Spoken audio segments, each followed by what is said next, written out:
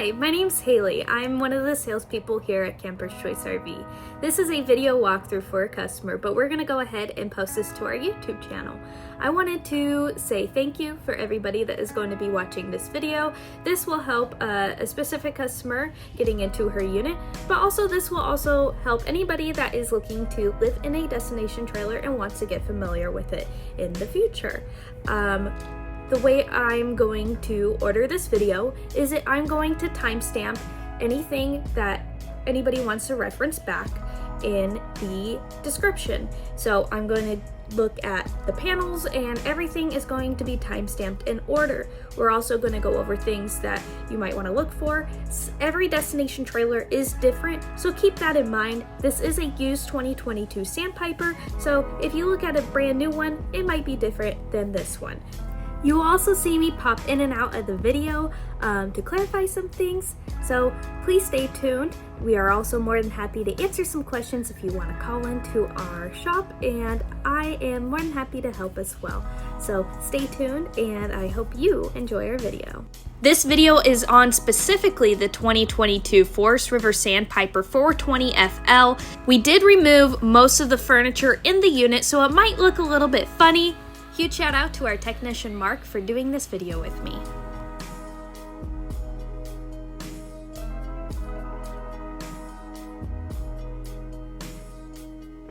Okay, so this is the monitor panel.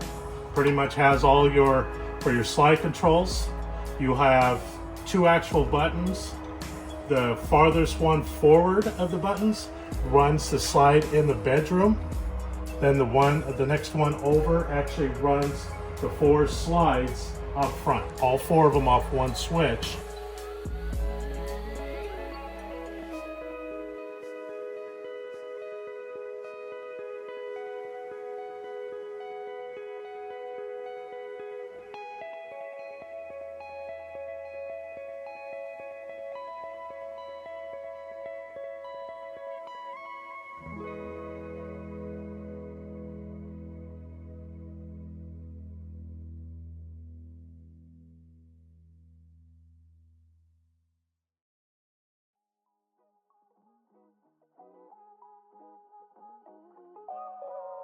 So you got your awning, extend and retract.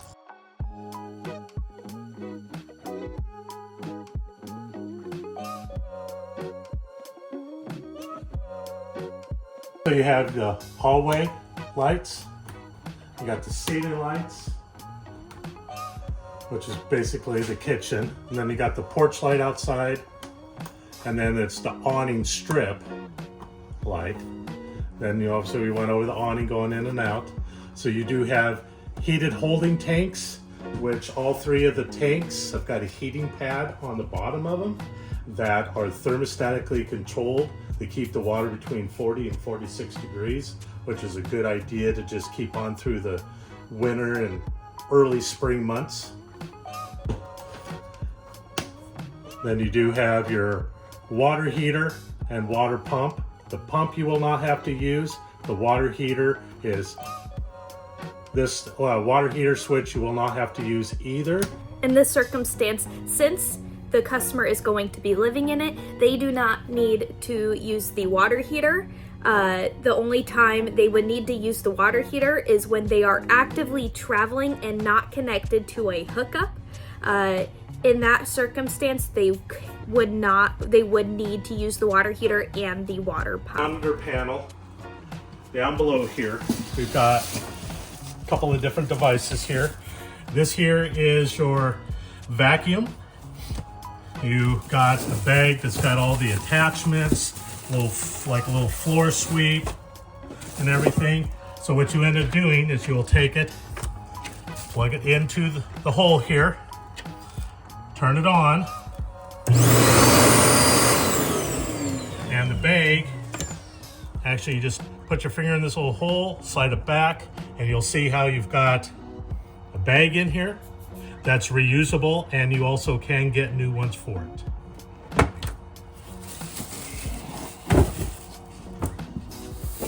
And then over here, we have 2 different devices. One is all the household breakers, everything that runs on electricity. Then up above, we have all the fuses for everything that runs on 12 volt. You have controls. You have a fan up above in the kitchen here. The controls will operate it.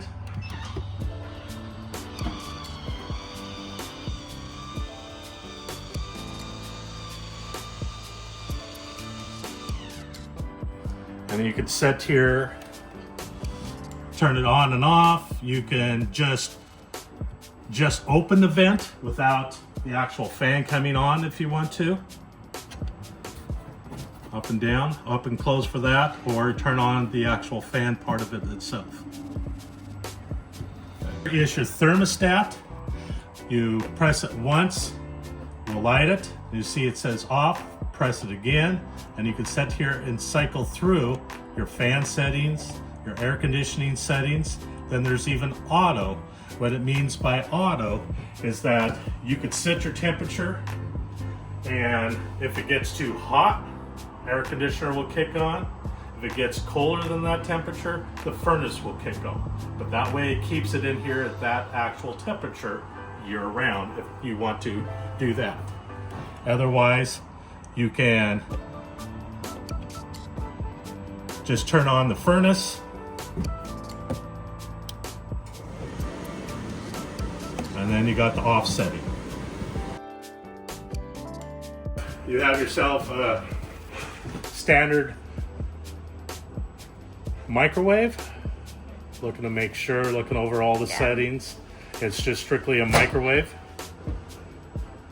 And then you have yourself a 4-burner oven and range. All right, so when you have your propane turned on, you just turn your burner.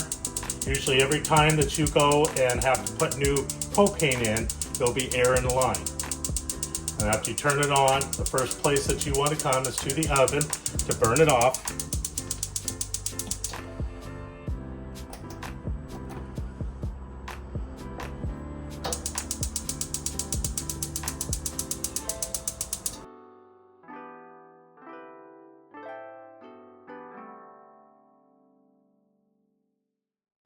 And then as the air's slowly pushing its way out of the system, you'll see how the flames will get bigger and it will definitely quiet down.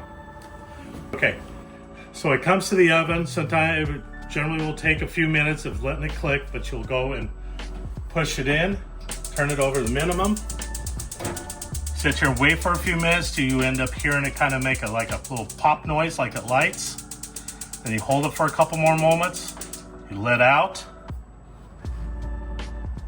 and then you have flame. You have two other buttons up here. One is the actual light that lights up the knobs and actual light in the oven.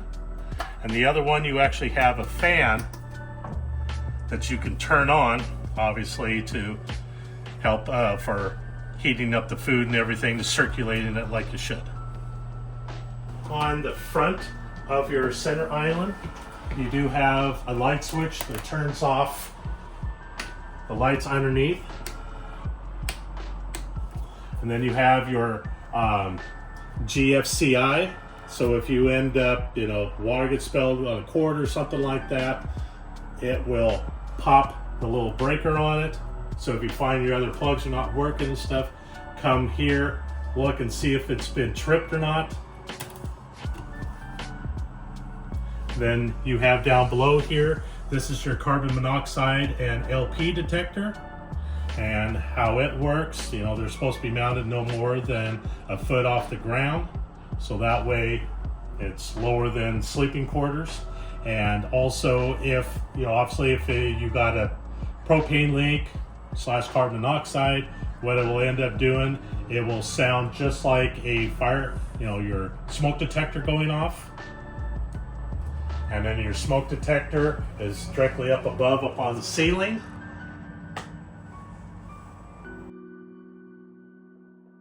Obviously we've removed all the furniture, so pretty bare in here, but you will do have a couple of set of switches here. one that actually operates your lights. First one is your ceiling lights, and the other one is the lights over the TV area. So this control here operates the fan. Do have a switch down below here. If the fan had a light on it, then you would use the switch. Otherwise, you don't need to mess with it. You just end up above. You've got scales from 0 to 3. 3 is the slowest and 1 is the fastest.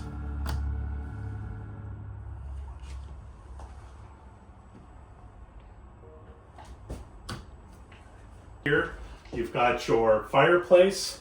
Thing with the fireplace, you do have a remote. To use the remote, the downside is that the actual sensor is on the back, inside the glass, back up in the corner. So you have to, either you're setting your couch, you got to end up getting the right angle down low enough to be able to operate it. It has, so the way that electric fireplaces work, they do not have a built-in thermostat.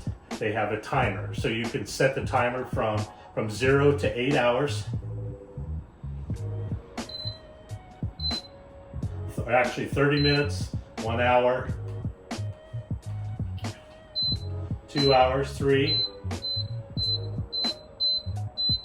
9, I guess I'm wrong.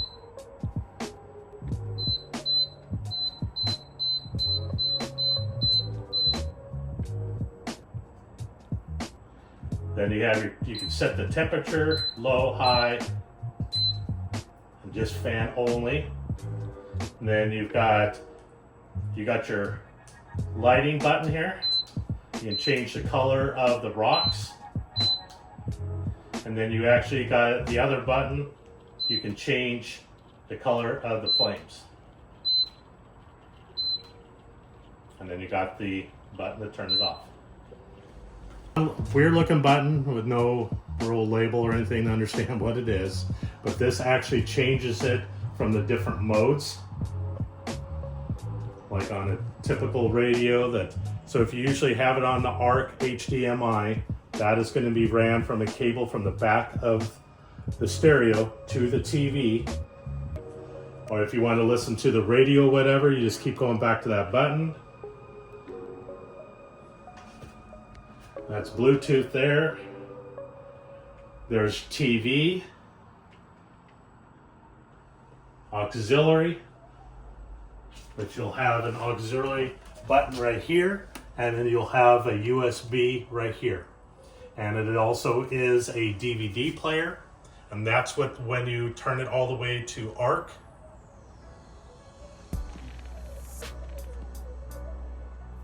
There's DVD player. That runs for your DVD player. And then you have the ARC HDMI. Okay, so since there's no furniture in here, and how the TV and the sensor is for the remote is directly right underneath the TV, you have to be pretty much sitting in your couch to be at the right level to be able to turn it on.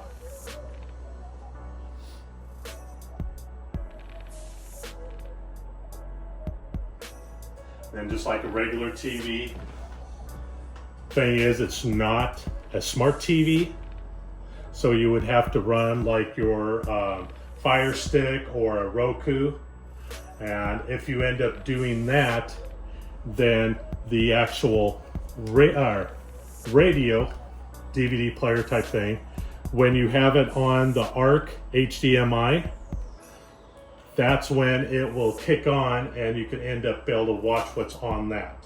Otherwise, the little button that's on the stereo, when you cycle through it, you kick you through all the different options that it has. You got your radio.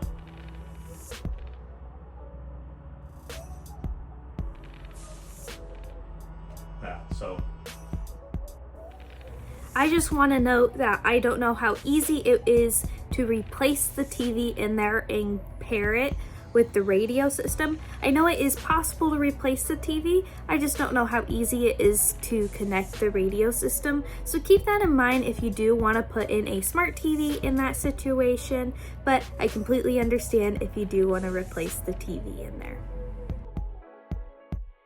This is your water heater. Now, like I was on the inside, I was showing you the propane water heater switch, because this water heater, you can either heat it on propane or on electricity. Propane is generally used for, like, if you're actually taking it and going camping someplace, which in your case, you're going to be living in it. So the propane switch on the monitor panel, you will not have to use, nor the water pump. This is the electric switch. As long as it's on, and anytime that you plug the trailer in, it will activate it, and so that is the way you leave it. Don't have to mess with it beyond this. Okay, so with these brand of water heaters, they have the drain plug is actually also was called an anode. There are a couple of different types of anodes that you can get for the water heaters. You got one that's the material is made out of magnesium, and the other one is made out of aluminum. The aluminum one is obviously cheaper than the magnesium one. The aluminum one will probably only last 1 year of living in it, where the magnesium one, probably every 2 years you'll have to replace it.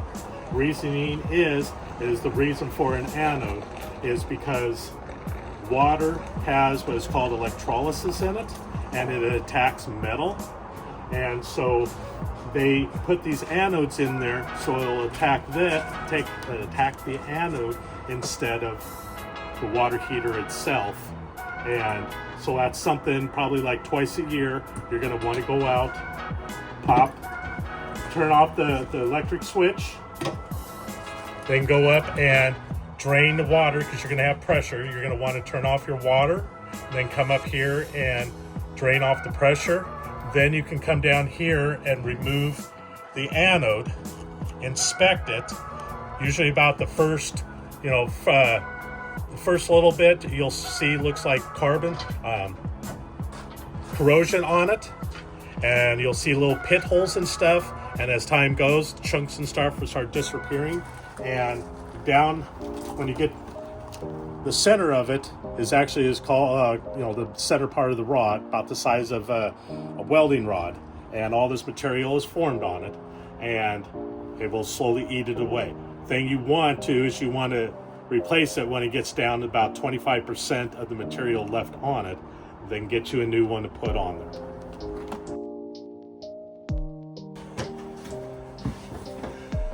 So down here in this compartment, you got a whole house water filter, which you probably, I would say, once a year, you're going to want to turn off your water.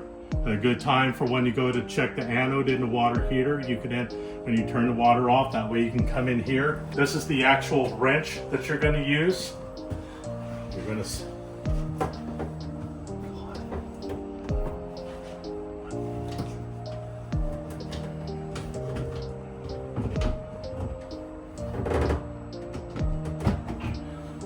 like this, turn it to tighten it, or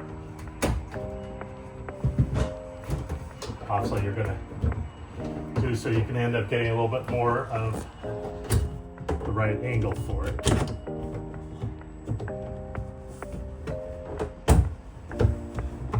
You'll be able to turn it to take it off. And then when you screw it, it's going to be full of water, so you're going to have to be really careful when you weave it out, dump the water out, pull out the old filter, and you got a brand new one to be able to put into it. What you have down below here, you actually have your water pump, which with you living in it, you won't ever have to use. Basically, like it's for if you're actually taking it going dry camping, then you would be having to use the water pump to pull water out of your fresh water tank to run through all the faucets and everything. The refrigerator itself has a water filter.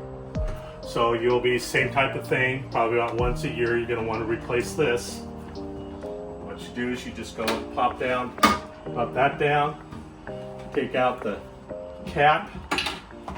Then you will end up going and putting this in.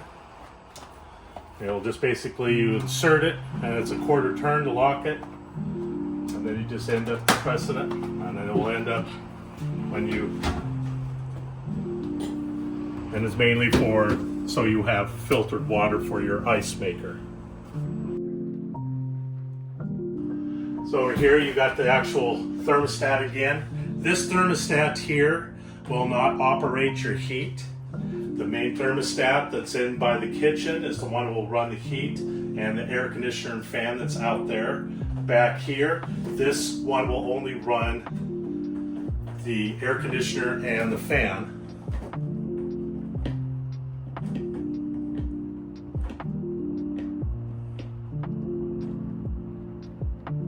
So you do not see any heat setting on there. And so it's just fan and air conditioning on. Then over here, you have your wash machine. And then up above, you actually got your dryer.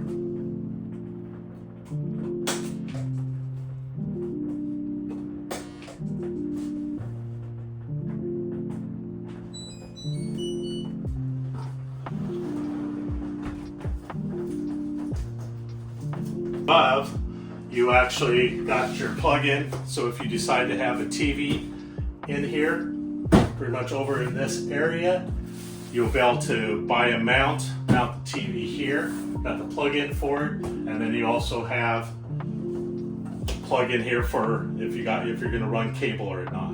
But if you're not going to be running cable, you're just going to be, get a smart TV and stream, then you don't have to worry about putting any coaxial up.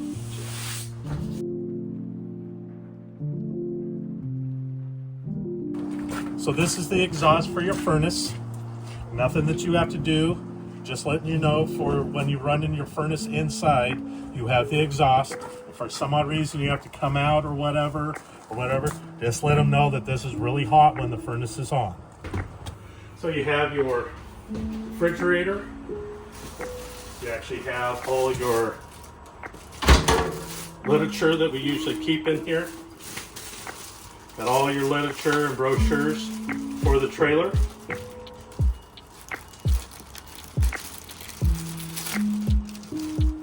Okay, so in this compartment here, I'm not going to take it off the show because of the fact that you're not going to ever have to mess with it. But if you take the panel up back, you're going to see the back of the water heater. And there's going to be 3 valves on there that you can end up going and turning the knobs opposite direction that they are.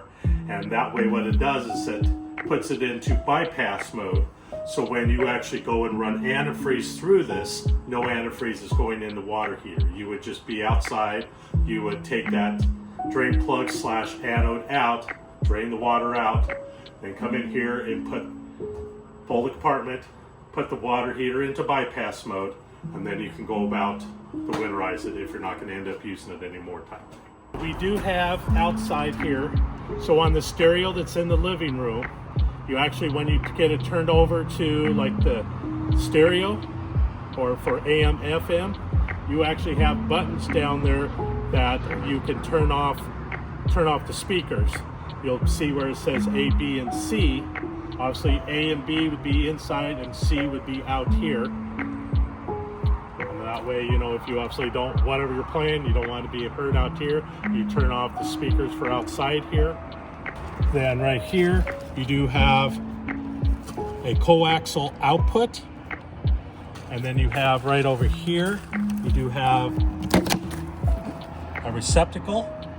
So basically, if you wanted to have a TV outside here, you have a way to, if you were running cable, you can hook cable to it and plug it in. Then down below here, we have what is called an LP disconnect. So if you have yourself like a little fire pit that runs off propane, or you want to run a barbecue or whatever, this little contraption here, you would take like your barbecue or the fire ring. You got the little regulator on the side. you would have to take that off. They make a special hose that screws into that port, and then you can plug it into here. You slide it back, get it pushed in so it comes out, and then there's a little lever that you would rotate forward that would lock it into place and opens up the flow of propane. Then we have this compartment, which basically is directly right underneath your bed, so you can keep things for outdoor use underneath here, or you can access it, like say, from underneath the bed. Okay, so what you would end up doing is you got your dump spot wherever, you're gonna keep your hose hooked up to it. So when you live in one, you have two gray valves and a black valve. And so when you're living in it, you always leave the two gray valves open. That's just draining the water, your gray water from like your shower, your bathroom sink. And then the other one is called the galley, which is your kitchen sink. The black valve actually is your black tank. Once a week, I'd recommend what you do is you go to your monitor panel, press the button to see what the level of the black tank looks. If it's like 2/3 or full, you definitely want to come outside here, shut both of the gray valves, then open up the black, drain it out, then shut it, and you can then go and open the two grays back up. The other thing that you can do, there is a device that's called a black tank flush.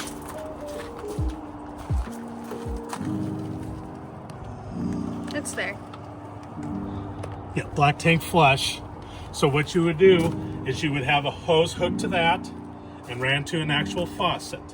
And so when you have your dump, you've got your black tank open, when it's about done empty, you would want to walk inside, go back up to the black tank, see what the level's still reading. If it still shows that there's something in it, generally the case is because there's toilet paper that is hanging up on the sensors.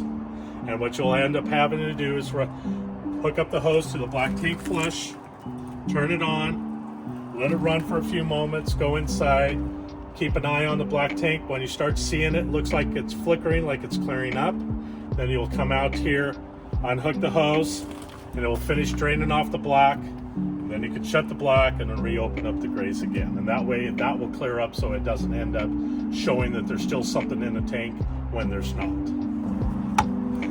Okay, so here we have your 50 amp plug-in. Your cord is underneath the bed. Then you'll have your black tank flush that I was just talking about. Then you'll have your fresh water. This one you will never have to mess with because of the fact that you're not going out camping with it. This is the only one that you'll be using. You'll be hooking up a hose here directly, running it and hooking it to the faucet on your house or where you're going to be living. And that faucet there, you'll want to run a water pressure regulator no more than 50 psi. That way, you know, and you want to put it on the faucet end, not here. Reasoning is because if you have like 100 psi of water coming out of the faucet here, and you're putting the regulator on this side, your water hose would be the weak link, and it could possibly in time could blow. That's why you want to put the regulator on the faucet side of the pole or where you're actually hooking the hose up. Okay, really the last thing and really the most important thing, depending on where you're going to have the trailer parked at. If it's not going to be like parked underneath a cover or something like that, then definitely twice a year you're going to want to get up on the roof, check all the seals out. The product that they use is made by Dicor, and it's a self-leveling type sealant, which means it stays pliable up to 2 years. But depending on the heat and cooling, everything, it could, it may not last that long. And that's the reason why you should be going up and checking it in the fall before really the rainy season hits. You're going to go up and look around, look at all the screw heads. When the sealant looks like it's getting really thin on that, then you would want to go through, clean them, and add some of that Dicor self-leveling on that. You're going to want to check the front and rear. Any place that you could, where the sealant is, you're going to want to look for little gaps voids. You want to look for cracks. You're going to want to look for like where blisters have popped, and there could be a possible hole that's in that. But if it's starting to look like it's looking rough, that's when you're going to want to clean it and put some spot sealant on it. And you can really do that about twice, and then you're to the point that you're going to have to end up having the roof scraped and resealed again. It's something that you got to stay on top of, otherwise that is the most expensive repair on an RV. Thank you guys so much for watching. I want to give huge kudos to Mark for doing this video with me again. And if you guys have any questions, leave it in the comments, or at least give us a call. Our phone number is at the bottom or in the description. We're more than happy to help.